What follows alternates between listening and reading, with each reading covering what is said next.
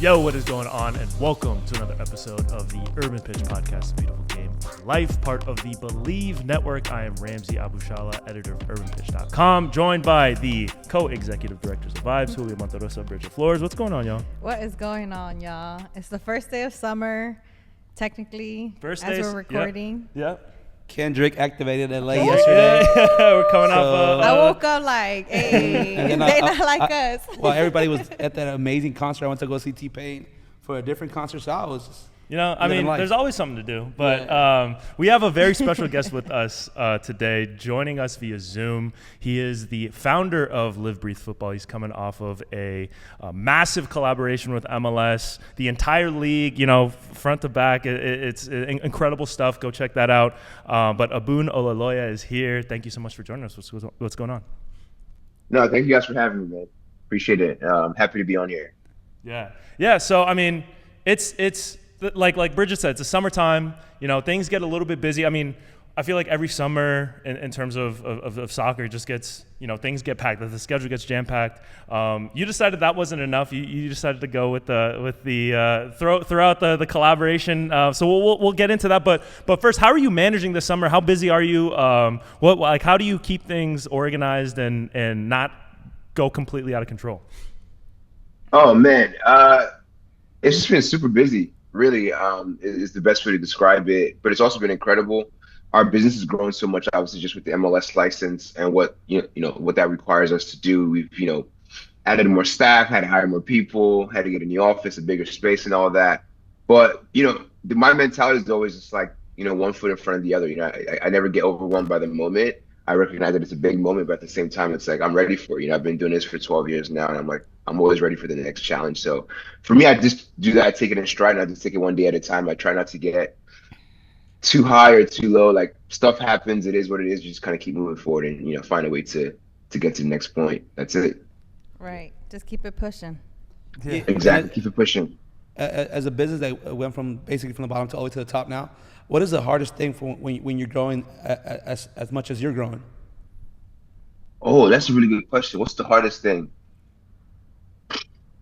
The hardest thing is just like the new reality, right? Like I'm always trying to grow the business, right? Because I have a vision of where I want the business to be. And it's always hard because you can say, oh, I want to be here. I want to do an MLS collaboration, but you never quite know everything that you're getting yourself into, like kind of all the things that come with that, whether it's like logistical challenges, raising money, sales. Like, there's so many things that go into it besides just, oh, I want to do this, right? So that's the hardest part, kind of managing all the stuff that you don't really think about going into like a new challenge. And the reality is, like, I've never done this before. This is my first business. So like, it's not like I'm coming off of like, oh, I worked at a big company and this is what happened with the X, Y, and Z. I'm just like figuring it out as I go. So I think that's probably the hardest part, is not really having that experience to fall back on when the new challenges kind of come up.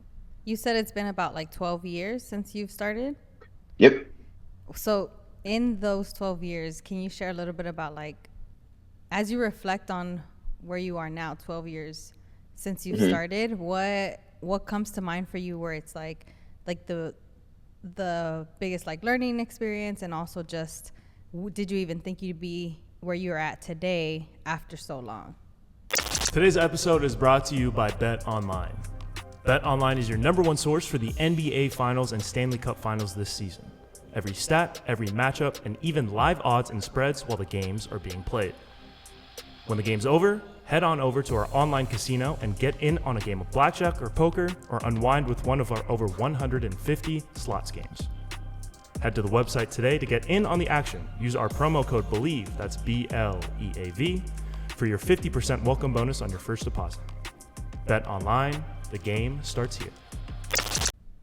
Yeah, I would say the biggest learning experience is just how resilient I can be, but also kind of see the changes that have happened in just sort of soccer in American culture from when I started to now, right? Like, Argentina, Canada is on in the living room. I've been watching all the Euro games. We can pretty much watch more soccer in America now than ever before. Versus when I started, it was like you have to get like illegal streams and all that. You have to go to a friend's house because your friend might have had like allegedly, right? Your friend might have had Gold TV, but you don't have Gold TV, so you go to we all go to their house to watch the game, whatever it was. So I think that was the first thing, just kind of seeing how the game has grown massively, and obviously we benefit from the game growing so much. But I'll also kind of just say is for me, I've always had a vision of creating like the biggest, most recognizable soccer apparel brand in the world. And I recognize that when I started the company, that wasn't even really a thing. You know what I mean? So, but now obviously now there's so many more people in the space, so many more brands doing really cool stuff. So for me, it's just been like a very gratifying experience seeing just how much the game has grown in America and just kind of seeing how that's translating to so many more people like myself, like yourself, like getting involved in the space, whether that's for you guys, whether that's to like, media and content or for, for my thing is through apparel. So like that's been the most fun part is just seeing how all of this has really grown in really just a short time. Like 12 years is a long time in my life, but it's not a long time like overall, you know what I mean? So it's just kind of thinking about that and being like, okay, cool. Like I'm excited to see where soccer does go in the next 10 and 12 years in this country. Yeah. I mean, and talking about the growth, like you mentioned like being recognizable, and there's been some recognizable names to be in Live Breathe Futbol apparel. I know being even in here in LA, like we would run pickup sessions and we had a league and stuff, and I would see people in LBF stuff all the time. But I mean, Dwayne Wade, David Luiz, like there's been some pretty A-list names. Like, what was it like seeing them in your gear, and how did that even come about? It's very strange seeing that because I only think about how much work went into like making this stuff, and it's like, oh wow, like this person who's very recognizable is wearing something that I created or like that we created. You know what I mean? Like it's a very strange thing to really experience it to explain to people because it's just like, oh wow, like that's because like we put so much work in behind the scenes, right? People just see really cool garments and just see, oh, Dwayne Wade's wearing your shorts or David Luiz is wearing your da da da da da. People only see that, but they don't really see the amount of work that goes into it. So for me, it's kind of like, okay, like wow, okay, that's what it takes for people to really recognize something you've done. I remember the day Dwayne Wade posted him wearing the shorts. I think we sold like 100 pairs of shorts in like an hour after that. And I was just like, well, like, is that all it takes to really get up? But like, people don't see like how much work it takes to even get someone like that to be able to put your stuff on. But yeah, I'm grateful for all of it. It's really cool experience to kind of just see that. But for me, the main goal is just getting every soccer fan, every soccer player in the world to wear LBF, right? Like to me, what's even cooler than seeing like someone like Dwayne Wade wearing my brand is like going to soccer, whether it's pickup or my leagues, and seeing someone that I don't even know wearing my brand. Like they just found the brand through Instagram, whatever the case is, and they're wearing the stuff like to play against me or whatever. And I'm like, oh, well, that's cool. Like if they know it's me, that makes it cool. If not, it's not really that big of a deal. It's more about like seeing that like what we're making is connecting with people who love the game. It's like Kobe when he was playing Michael Jordan. He made sure to lace up in the 8s. That's what people are doing. They got, we got Ebun on the pitch. we gotta rock the LBF gear, right? Or you gotta be like Kobe if they suck, be like, hey, you can't wear my stuff, man. Take it off, man. You ain't strong enough. You're not represented. You soft like Charmin here. We've definitely had some people that I was like, you know what, like I'm glad they love the game. You know what I mean? Like, thank you for supporting. Yeah. Appreciate you, man. Listen, I appreciate everyone that wears our stuff, man. Whether you're a baller or not, or whatever it is, like, just like that support is real. You know what I mean? Yeah. Like it's because there's a million other choices. Like they could wear Nike, they could wear Adidas, they could wear Puma, they could wear whatever. But like they're like, okay, wow, like I have $64, I'm gonna spend them on this brand. They're like, just because I think it's cool what they're doing, whatever. Like to me, that means so much more. So yeah, I appreciate all of it.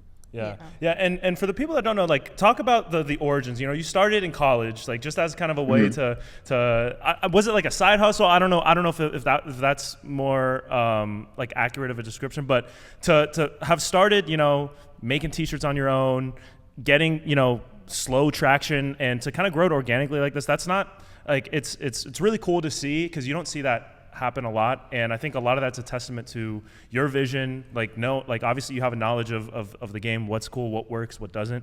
But talk about the origins, how you started, and when you kind of started to see like, oh, you know what, there might be something a little bit more to this this business. Yeah, so I was born and raised in Nigeria, right? So I grew up playing soccer, watching soccer. My dad and my uncle, all my friends, like we all would gather around the TV watching, the Super Eagles play and all that. I'm an Arsenal fan, so we watch Arsenal. So football is in my blood. Like I grew up, like I live and breathe football. Like that is my life. You know what I mean? And then coming to America, you realize, okay, it's not as popular here. You know, like you get made fun of playing soccer when like all your friends are playing, you know, playing basketball, playing football, whatever it is. But then, you know, I started making t-shirts in high school. Now, this is sort of a bit more of a personal sort of side to the story. I never really tell. But when we came from Nigeria, we were on a visiting visa, so we never really like had status in America. So we ended up staying whatever it was. I was really young. I didn't really quite understand it, but I just knew that, oh, I can't get a job. You know what I mean? I can't go to like work at the mall like my friends were doing. So I was like, well, I need to find a way to make money so I can like, you know, get a cell phone and buy myself some clothes or whatever it was.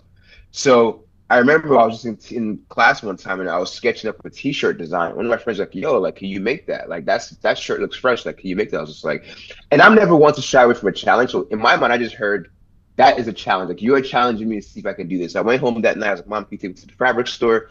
So I went to the store, grabbed some t-shirts, grabbed some fabric paint, whatever it was. And I painted the shirt that I drew on that shirt on that paper.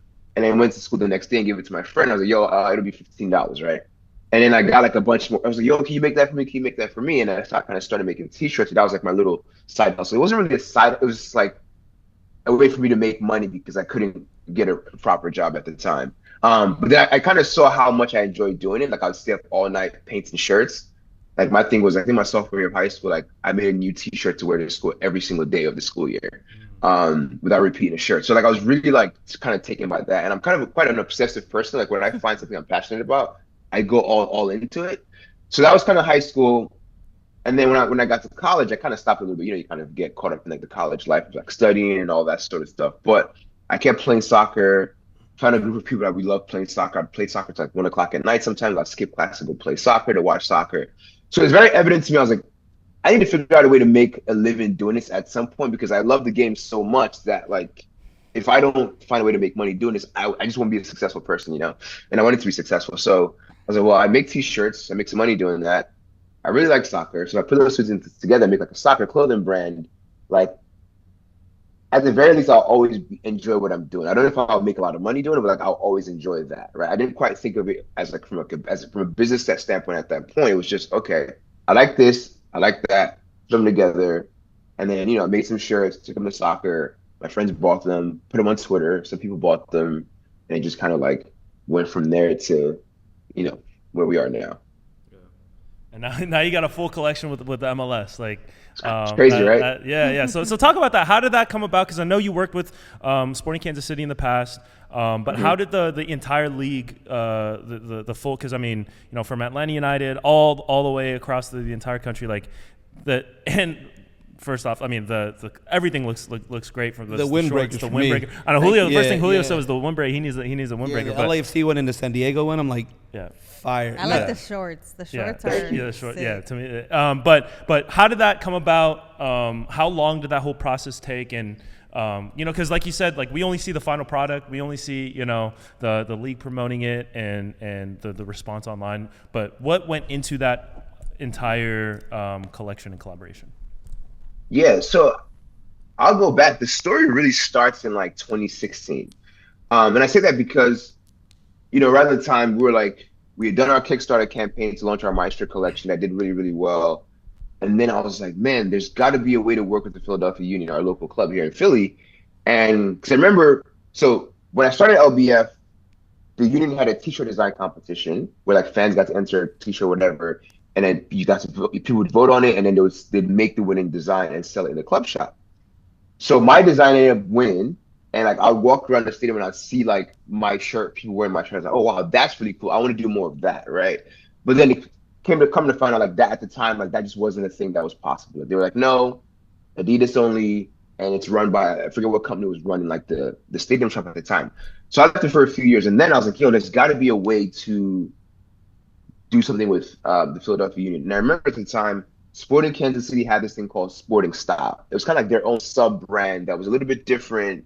That wasn't Sporting KC, but like it was affiliated. So I reached out to them and I was like, hey, like, how did y'all do this? Because I want to kind of take that concept and do this, be the same sort of thing for the Philadelphia Union. And I remember the guy, John Monka, still a great friend and mentor of mine today. He's like, well, why don't you come out to San Jose for MLS All-Star? And we'll have a chat and we can talk about this. And so I remember he got me a ticket to All Star. I flew out there. Like I said earlier, I'm an Arsenal fan, so they were playing Arsenal at the time. Went to San Jose, had lunch with him, and he was like, "I can tell you how to do it with the union, or we can just do it together. Like, I like your stuff. I think your brand is really cool. Like, you bring something different to the space." So I was like, "Okay, let's do it." So then in 2017, we did a collab with them, and that did really really well. So that's kind of what started off like people seeing our product in that context of like, oh wow, these guys can do not just t-shirts for soccer fans, they can do pretty much like almost anything. We did like a hoodie that was cut and sew. We did like this like we just did really the collection was really cool in my opinion. So that led to in 2018 we did a collab with Adidas when they were in Philly for something, the Portland Thorns, and like just kind of like one thing led to the other. And then in 2022 a guy by the name of Josh from he works at Fanatics, he reached out and was like, "Hey man, we think LBF is a really cool brand, and we would like to kind of explore you guys being a local licensee for the league for Philadelphia Union." I was like, "Okay, cool."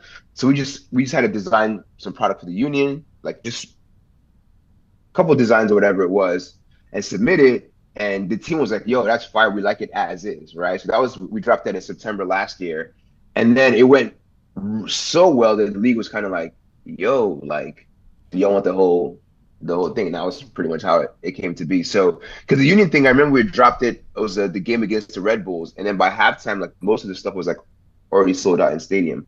Um, I think we sold out most of the stuff like the first 24 hours on our website. Did a restock that sold out. Did another restock that sold out. So I think from the league's perspective, it was like, okay, wow, here's like a partner that's doing really really cool product that no one else is really doing, but also like we are a soccer brand. I think those two things was quite interesting to MLS to kind of work with us in that way because it's like, well, you can have any licensee in the world, but like we're the only one that's a soccer brand. And I think that speaks volumes to kind of what we've been building up until this point. Yeah, and what have you seen from the response so far to the MLS collection now that it's the rollouts has come out? I mean, it's been overwhelmingly positive. Like everyone's like super hyped for it. I mean, some of the comments are like, "Yo, why didn't my club get more product?" Because obviously some clubs got like 8 to 10 pieces, and some clubs got a lot less.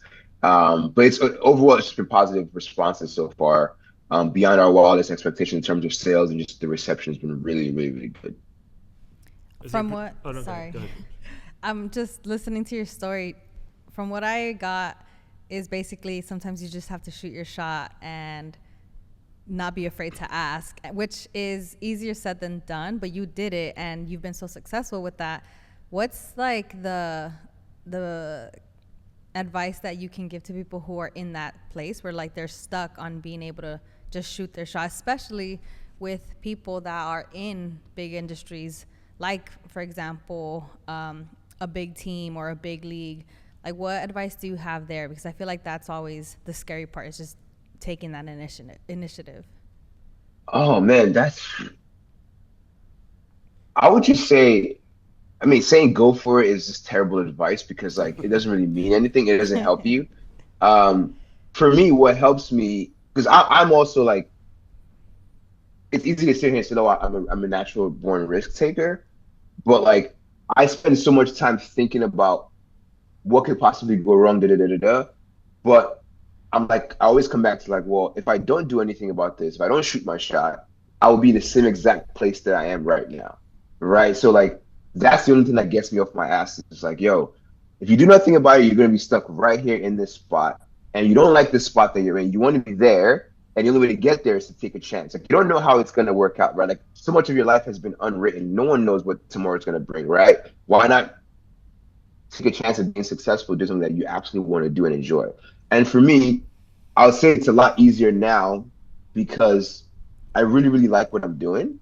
I remember telling myself when I started LBL, I was like, okay, I'm going to go with it as long as I'm having fun doing it, right? Whatever happens, good years, bad years, we make money, we lose money. Like, as long as I'm really enjoying what I'm doing, like, I'll keep going with it, right? And like, I've always been able to say that. Like, there's been times, even now, it's really, really difficult. There's so many challenges we face to get this product across the line, but I'm like, it's fun. Like I'll be at the office 12 hours a day and not even realize it. Like I'd rather be doing nothing else. Like I wake up, I go to the gym, I go to the office, get to watch soccer, right?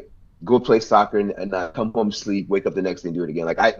I don't care to do anything else, right? So I think for me in that way, it's not so hard to like shoot your shots. I'm like, well, what's the worst that can happen? You know, I think the more you do it, it's like that confidence breeds conviction. Like the more you do it, the more confident you feel about it, and then it just becomes like second nature to you. It's like football, right? Like you take 100 shots in practice, when it's game time and you hit it from 40 yards out, it's like, well, yeah, duh. Like I've done this so many times, like it becomes second nature. And then people ask, oh my God, like what made you think to take that shot? It's like I didn't think about it. It's just what I do on a day-to-day basis. I've trained myself to always take chances and take risks, calculated risks, right? Trying not to do anything stupid, but like knowing that sometimes it works out, sometimes it doesn't. I don't really get married to the outcome. It's more so just like, bro, like you want to be there, so you have to do X, Y, and Z to get there. That's pretty much how I think about it. That's solid advice right there. Yeah. Is there a certain risk or a certain chance that you took that kind of stands out to you? Or is like, oh yeah, that in retrospect was the perfect move at the perfect time for me. The Instagram model. No joke. Oh man, that's a good question. Perfect. I mean, I would say like so in 20 when I first started LBF, I was at Temple here in Philly, and I at the same time in Seattle, there's a company called Golasso. They no longer exist, and it was like an all natural beverage. Think of like Red Bull or like Monster or like Gatorade, but like marketed towards soccer players, right? It was like, to me, it was quite revolutionary at the time. It was like all natural, all that stuff. Long story short, they invited me to Seattle, and I was like, wow, like this is the coolest thing. Like they had like their office was like this indoor facility. They had like indoor soccer field. Like you can watch soccer there, you can play soccer. I was like, this is literally my dream, right? They sell beverages, I sell clothing, right? So I flew out there to meet them, whatever it was. I ended up meeting a guy named Richard Tate, who was the founder of the company. He said, "Oh my God, thanks so much for coming over to Seattle." Da, da, da, da, da. Long story short, he became my mentor, and a lot of that our relationship like changed my life. I got to learn so much about business from him. He's very successful entrepreneur in his own right. So for me, taking that risk of going to a city I'd never been to, I didn't even know anyone there. I was literally there for like a night. I flew in that day for the event that they had. Flew out the next day to Philly. I didn't even have any money to get an Airbnb or whatever at the time. So that risk was one of the things I would say that definitely changed the trajectory of my life, because I was able to learn from someone who was successful in business. So I could call him like, "Hey, Richard, I want to do X, Y, and Z. What do you think about this?" Or he could introduce me to someone that would like make things happen for me for the business and all that. So that's definitely a risk of like just kind of going somewhere. Like I'd never been to Seattle. I never wanted to go to Seattle. But that was one of those things I was like, I always look back and be like, yeah, that really changed a lot of things for me. Yeah, and it seems like, while there might not have been like a short-term thing where like, there's a big partnership between LBF and Golazzo, it seems like a lot of long-term stuff came from that one trip. So it's like, sometimes it takes time to like materialize it all, right? Yeah, that's a good point. I didn't really think about it that way, but all the really successful things that we've done or that have happened for me, like I never go into them with like, oh, it has to be this, right? I just kind of go like natural, like, hey, I want to meet whoever's behind this thing. We build a relationship, and then if something comes out of it, it comes out organically. It's never like, yo, it has to be this thing. Because sometimes whenever we've done that, like, yo, it has to be this thing, it never quite works. And you look back and be like, well, why did we even waste our time doing that? Like, you're trying to force something, right? Versus just letting it happen naturally. Sometimes that'll take a lot longer to materialize, but when it does come to fruition, it seems like so obvious. Like the MLS thing, like when I started LBL, I wanted that. I wanted to do stuff for teams. I was like, I can do this. Like that t-shirt competition to me was like, yo, like it was so obvious, but like I couldn't force it. 12 years later, now they came to us and was like, oh wow, we see what you guys have been doing for the last 12 years. Da da da da. Now it's the right time. So I think you can't really rush things like that. I just try to find like sort of like genuine connections with people, and then just kind of see how things flow from there. Yeah, there's a quote. It's like things move faster when you take your time, right? So like I think that's a good example of that. Yeah. But I want to talk about the trend in football and fashion. You mentioned, you said when you first started out, like you were one of the few brands to do it, and there's been, as the game has kind of grown in the U.S. and we're seeing major tournaments being held in the country now this summer and over the next 2 summers. what are some things that you've noticed as as the game has grown in the U.S. and as well as the trend of football and fashion has grown across the globe? What have I noticed? I've just noticed how many creative people there really are in this space.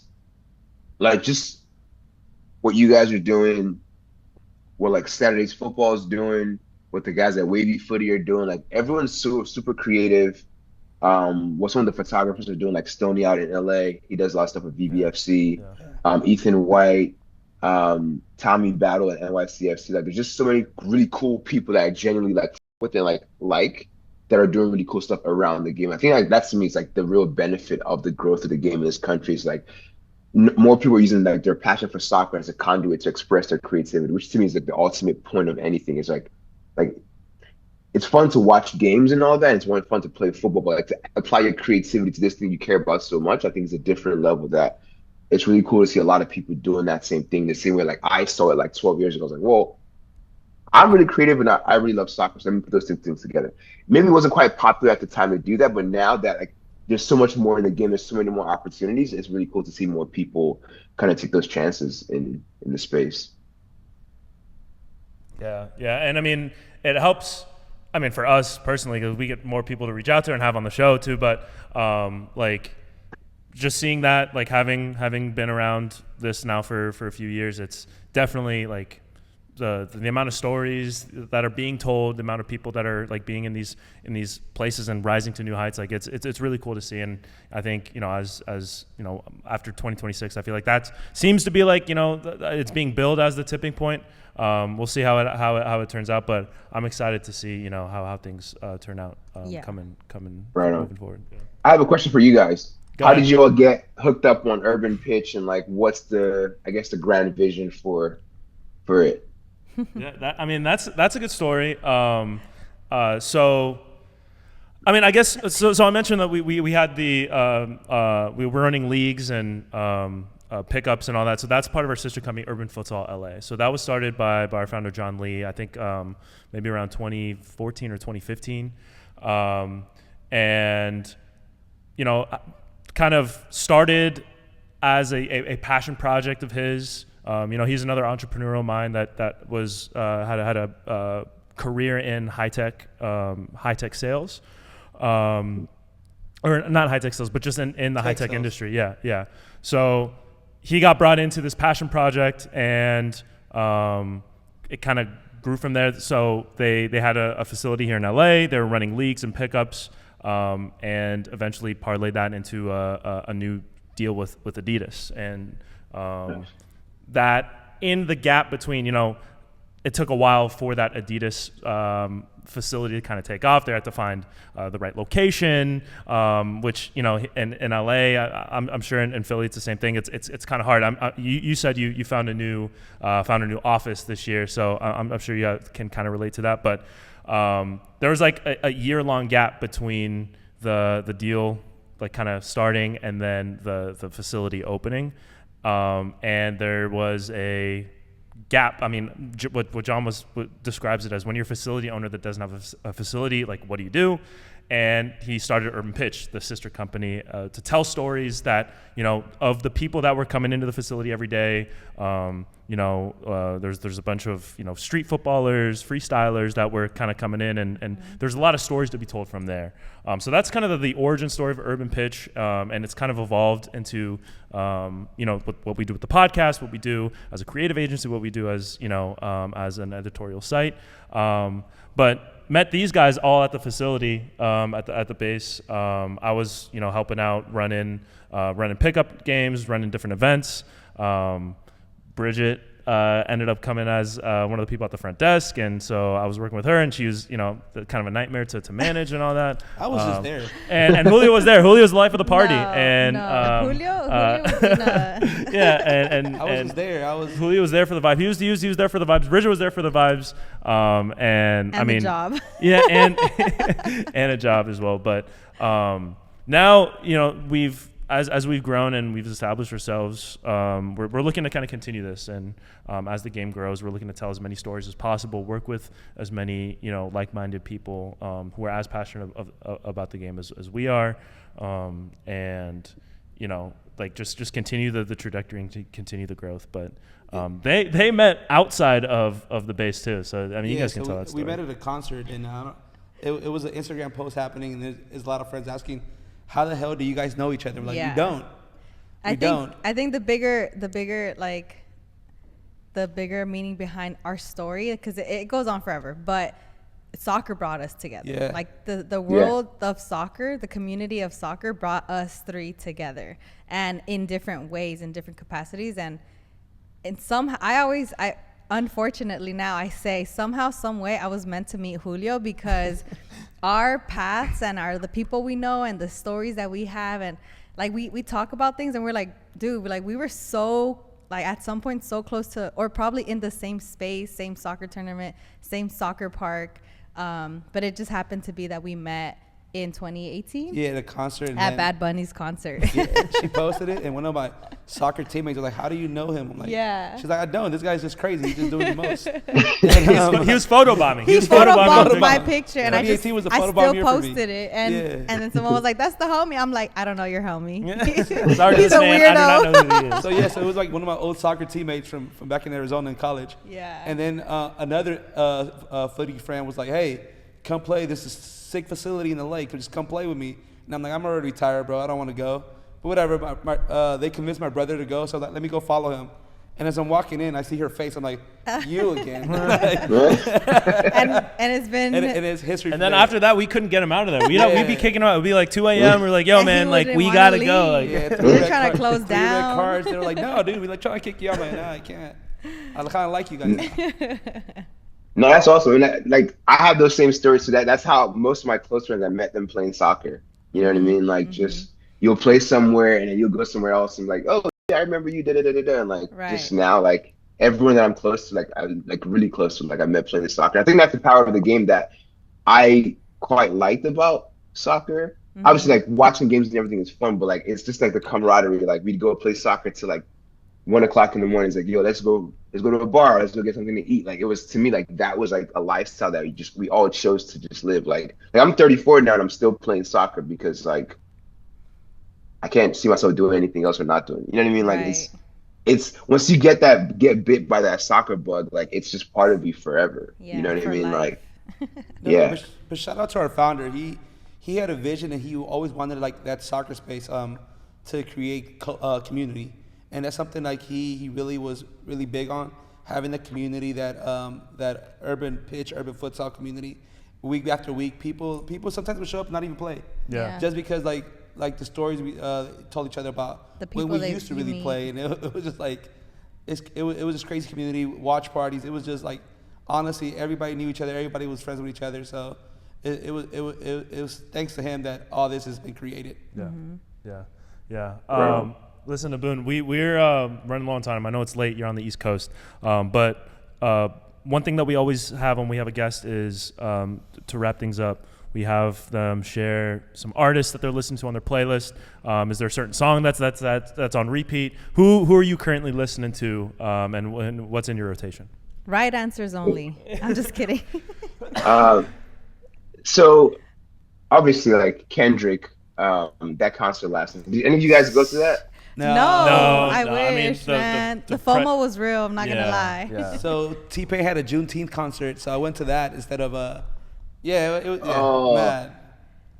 I felt like I was there from all the Instagram stories that I saw. Yeah, so I saw it on Prime like everybody else. We were 60% there. I was like, I had a game like street like 5v5 last night. I'm leaving or whatever, and I just go on Twitter and I'm like, didn't Kendrick have a concert? Like, what's going on? And I'm like, oh, it's still happening right now. Like, I got home, put it on like Amazon Prime, and like watched the rest of it. It was definitely like a moment. I feel like it was like a moment in time. You know what I mean? Right. But as far as artists I'm listening to right now, a lot of Afro beats. Like I said, I'm Nigerian, so like it's just it's kind of in my blood. Is what I'm listening to right now. But the one song I have on repeat, I've had on repeat for the last 3 days, is this song called "Billions" by Loj. I don't know if you guys know him. He had a collab with Chris Brown called Mona Lisa. It's like a big Afrobeat song about a year or 2 years ago now. And then this is Billions is like his new track, and it's just like it's a vibe. Like it's really good. Listen to a lot of that, a lot of Skepta, Thames. I really like I Hear Star's new album. Yeah. And my favorite rapper of the last couple of years is Larry June. I know you guys know. Oh yeah, Larry June. Cali folks, like yeah, oh yeah. It's just like He's a vibe. He is a the vibe. vibe, Yeah. Like he loves cars, like Yeah. just Right. the whole vibe is just like So Like lowriders I'll as say- well. So like, You Yeah. can listen to him and like you feel like you're cruising if you're not even in the car. yeah, he makes like regular everyday shit that we do sound Right. dope. Right. Like Right. going to get a smoothie. Get the What are smoothie. your I was gonna say that. plans? Yeah, Like, the green I'm just juice. like, The green yo, juice. Like, this sounds fire. And then like So- when you have Alchemist like Yeah, on great the whole beats, track, like I mean it's just like a match made in heaven. Like I mean it's Yeah. crazy. Yeah, yeah. Yeah. So what do you guys listen to? You guys want to go? no, I'm on some Kendrick right now. Like after yesterday's concert, I'm going back to that Dom Kennedy Yeah. a playlist. So like, especially a kid, I was raised right there in the Crenshaw Lemur district. So now I'm all about it right now. So yeah, it's just Dom Kennedy on replay. I think I deleted everything else. It's just Dom to the year ends. That 2012 Yeah, run no, with no, Don- it's it was- just- it was hey, another- I got a one's- party. yeah. Yeah. And that was like one of my first concerts too in 2012. Like I made sure I was out there with Dom. But I think after the concert from last night, I definitely I had to go back to like the old like RJ, Mr. LA, Yeah. Dom Kennedy. I was listening to, even Tyler the Creator. I threw that in there. Like it just made me want to go back to like the old, just like the classic LA stuff that we be listening to. Yeah, Kendrick has us going LA versus everybody. Yeah. Right. Yeah. I mean, like the whole blog era, like especially in LA that time where TDE was coming out. Tyler the Creator was like famously anti-blog, but he was like very much part of that time. Dom Kennedy was a big part of that. Casey Veggies, like Casey like Veggies. all like that and that all of us were around, like Yeah. like 16 to 20 at that, around that time. So I mean that helps too. Like when you're that age, like they always say like that's your favorite music is when you're. And the thing about it too is that at that time, like you had to go out and look for it. Like it wasn't Yeah. coming to you like Yeah. it does now. So it hits different. Like Yeah. I remember like waiting in line in the summertime to meet YG and get him to sign my CD album. Like what? You know what I'm saying? Like I took a picture with him. Like those are core memories that you just don't get as much anymore. But back in the day, you had to look for that. Right. Nowadays, it's just like it's a little bit more accessible. I remember getting in Yo. Arizona playing YG. Like this is like 2010, playing YG, and everybody's like, "Man, you Cali people." I'm like first of all, like you guys are skinny jeans. Like, man, so what? Leave us alone. Our music is fire though. So like, it was a rude awakening because I thought like, LA, like everybody knew our music, but it was like no, it was like.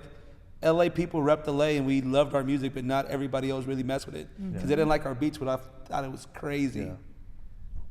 Yeah. So a couple points to that. So one, I agree with you about music and how back when we were younger, because you had to find it, it meant so much more, right? You had to kind of like, Right. go to Best Buy and wait in line to get your Right. CD signed or That whatever. piff, yeah. Now it's like, oh, I'm like on a Spotify playlist, like a song might pop up. I'm like, oh, who's this artist? I quite like this, which is Right. not a bad thing. But then like, you don't really get to curate your music like the Right. way back then, like you do, like you did back then, like now, because it's just like, well, I'm gonna put on Rap Caviar, and then whatever they hit me with, like I'll discover new songs from that. Versus, oh, like on a TikTok, I'm like, yeah, what song is that? You know what I mean? So I Right. think it's a little bit different. Secondly, is YG as big in LA as like, because I listened to YG for like 2013, 2014, like, and that album, like, I couldn't stop listening to it. But Yeah. then, like, it wasn't as big out here. Some songs are big out here, but like, for you guys, what is it like having like YG from? Oh, you hear YG at the club, outside at a bar, like it's automatic. You're like, legends, you see certified people legends. like hitting like left, rights real quick. Like, yeah, YG is like LA. Yeah, I saw a tweet and it was completely out of pocket, but it also made me laugh. It said YG is Jay-Z for Mexicans, and up. it was one of those, it was like one of those things. Like how do you even think of that? Like No, but like besides because my crazy life, like yeah, it goes back to being an Hispanic like gangster thing with it, all that. But like prior to that, like he was already popping in the city from 2009 to then. Like he had Meek Mill on the song early on, like 2010. he had Tyga when Tyga was already popping. Like one with Nipsey, like it's like they had all these songs. YG was like literally around that 2009 to 2015 era. Like you go into a club, you're playing YG, and you like it's probably gonna be the best night of your life. Yeah. Since he was on Tooted and Booted too. Tooted and Booted. Yeah, we were all tooted and booted. It was crazy.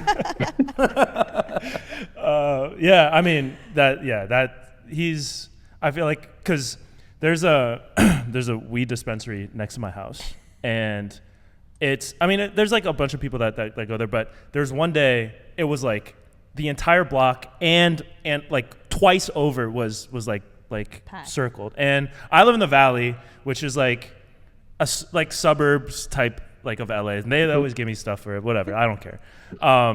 And so stuff like that doesn't really happen, and I'm like, yo, what the hell? Like I was walking my dog, and I'm like, yo, what is going on right now? Like why is there like so many people out? And it turns out YG was like was doing an appearance at the dispensary, and like people were literally losing their minds. It was insane. Like I never like it was the most ridiculous. Like it was. Like people were like throwing. It was wild, and I can't say half the stuff that was going on like on air. I can only imagine. But yeah. So like he kind of has that. Even though like I feel like output wise there hasn't been a lot recently, he still has that kind of status. Yeah, like even RJ. I think RJ's only big in LA. RJ, Mr. LA, like his music right now, like the 2018 era, like he is like him, and like he was signed to Mustard, but like he's a LA hero. But nobody out of LA really knows him. If you're not from LA, you don't really know him. Amazing music. Yeah, he has great music. Yeah. This is RJ Brown. No. RJ, Mr. LA. Yeah. RJ, Mr. LA. All right, I'm gonna check him out. You gotta listen to him. Yeah. I remember I was working in education, and I was tutoring one of these kids, and he was trying to be rude and too cool for me, and like put in his headphones, and I could hear what song he was listening to. And he was listening to RJ, and I was like, "Is that RJ?" He was like, "What?" And I was like, "Is that RJ, Mr. LA? Are you listening to this and this album?" And he was like, "Yeah. How'd you know, miss?" And I'm like, "I know of him." And he's like, "Oh, for real? All right. I guess you're cool then." And then he took the headphone. So he took his headphone back in. He took one headphone off, and we started doing work. So I was like, "You know what? Don't play with me because I be knowing." And people judge LA because of Tyga, but Tyga in his own right is a legend prior to like whatever he is. Like first of all, like I'm one of the biggest Lil Wayne he will still put on for Tyga. I will still put on because like I was a big Lil Wayne fan, like Dad Piff mixtape era, and then seeing somebody from LA signed to, even though he's been from 7 parts of LA since he's been signed, but like him signed to Lil Wayne, being part of that camp, we were all like, dang, like he's one of us with the biggest artist out of all time. Yeah. So. I ain't gonna lie, Rack City was big here. So that's timeless. It's timeless. It's timeless. Yeah, you'll get people now throwing their backs out because we're a little older now. To that song, but outside of the LA bubble though, I will say one thing that I've been listening to is the new No Worries album, Anderson .Paak and Knowledge, just complete like just immaculate vibes through and through. So I've been putting that on replay. Oh yeah, Mexican OT, like him bringing Paul Wall on one of the songs, and then he just came out. Paul Wall just came out with a new song. I'm like, dang, like Texas still has some fire around them. Yeah. Fun fact, and about Anderson .Paak, his dad's from Philly. Oh really? I didn't know that. His dad grew up in. So I read this really long article about it. His dad is a twin, or I don't know if his dad's still alive, but his dad's a twin, and they grew up in Germantown, so about 15 minutes from where I live right now. And they used to like prank people. So like his dad, like supposedly the story goes, his dad was in the military, I think in the Navy or something like that. He went away, whatever, came back and was on some like, yo, that shit fucking sucked. I don't want to go back. And then he told his brother the whole thing, and he had his brother go back. No way. To serve oh my God. Yeah. That's unreal. I need a twin. Yeah. That's the. And eventually he moved to LA, and then like met his mom, whatever it was, and had a family. But quite a crazy story. Yeah, Anderson .Paak has some Philly connections. That's wild. That's He's crazy. such a musical legend though. Like genius. Like yeah, like all his music is just fire. Yeah, you can't ever go wrong with Anderson .Paak. I do want Anderson .Paak, Bruno Mars, like reunion. collab, like Bruno's Oh, struggling now. Silk Sonic. Silk Sonic. Yeah. Yeah, that was fire too. that was fire. That album was crazy. Yeah. Yeah. Bruno More albums apparently too, he's in like, debt. He's losing money apparently. Uh-oh. I don't know. I don't want to throw stuff out there. It's but- It's because he wasn't feeling like doing anything. No, I guess like in Vegas, like he got caught up in the whole Vegas thing, Oh, and no. I don't know what's going on, but I hope Bruno's doing Yeah, okay. the album was crazy though. Because that, yeah. Great music. All right, listen, Ebun. I know. We went a little We bit could go over. on forever with Yeah. we got into the music talk and the LA talk, and we got a little long-winded, but I really appreciate you. We had a great time. No, but- thank you guys for having me on. Yeah. Before we go, any last final shout-outs or plugs that you want to put out? Where can we find the collab, the MLS collection, and where can we find the rest of the LBF stuff? Yeah, so you can follow us on Instagram. It's probably the best place at LB Football. That's FUTBOL. LiveBreatheFootball.com. The MLS collection, you can find that on our website, LiveBreatheFootball.com, on MLSstore.com, and in Dick's Select Dick's Sporting Goods in certain markets. I think we're in about 88 Dick's Sporting Goods locations. So Cali, Atlanta, New Jersey, New York, Charlotte, like North Carolina, Ohio. So wherever there's a major MLS market, we're in local Dick's Sporting Goods store there. Brick So and mortar, just baby. pop Brick and in. mortar. Yeah. There you go. Yes, sir. Yeah. Get that foot yeah. traffic. You know how it is. Yeah. Listen, thank you so much. Congrats to Thank you, guys. We'll be continuing to follow you guys, and I know there's bigger and better things ahead for you as well. No, thank you guys. This was fun, and definitely send me guys your contact information. I'd love to send you guys some products so you guys can like rep LBF in LA. All right, Thank for you, sure. thank you. Yeah, Big repping out definitely. here. Yeah, thank Awesome, you. guys. Yeah. Thank you so much for having me. you. Thank you. Yeah. Appreciate All it. right, thank you. All right, Thank guys. you. Yep. Peace. Bye. Thank you.